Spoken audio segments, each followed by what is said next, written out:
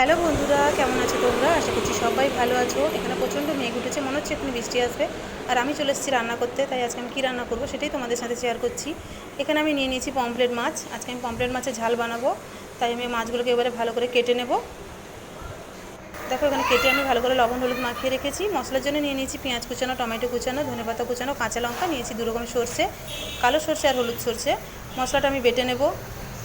দেখো এখানে মশলাটা আমি বেটে নিয়েছি, কড়াই বসিয়ে দিয়েছি, কড়াইতে তেল দিয়েছি, তেল গরম হয়ে গেছে, মাছটাকে আমি ভেজে তুলে নেব। মাছটা আমি তুলে নিয়েছি ভেজে। সর্ষেটাকে আমি ছাঁকনির মধ্যে ঢেলে নিয়েছি, সর্ষেটাকে আমি ছেঁকে নেব। কড়াইয়ের মধ্যে আমি দিয়ে দিলাম কালো জিরে, দিয়ে দেবো পেঁয়াজ কুচানো। পেঁয়াজটাকে খুব ভালো করে ভেজে নিতে হবে। এবারে পেঁয়াজটাকে খুব ভালো করে ভেজে নেব। দেখো পেঁয়াজটা আমার ভালো করে ভাজা হয়ে গেছে। এর মধ্যে আমি দিয়ে দেবো টমেটো কুচি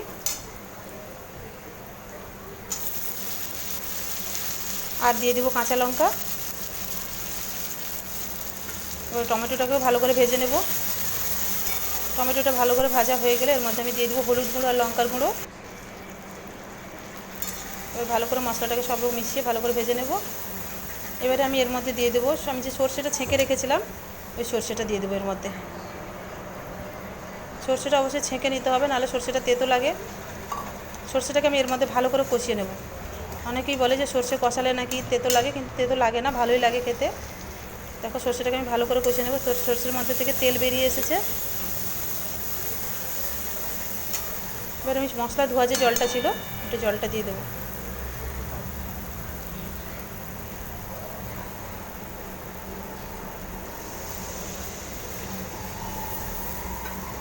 ভালো করে মিশিয়ে নেব।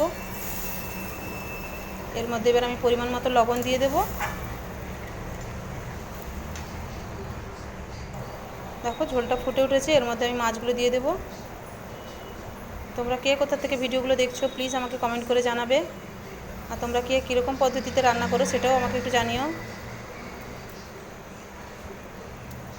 দেখো এখানে মাছগুলো সবগুলো দিয়ে দেবো।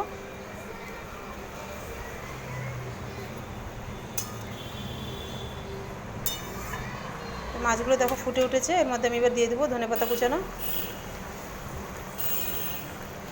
রান্নাটা আমার হয়ে এসছে। নামানোর আগে আমি সামান্য অল্প সর্ষের তেল দেবো। সর্ষের তেল দিয়ে আমি তরকারিটা নামিয়ে নেব। দেখো রান্নাটা আমার এখানে কমপ্লিট হয়ে গেছে। এবারে আমি ছেলেকে স্নান করাবো, খাওয়াবো।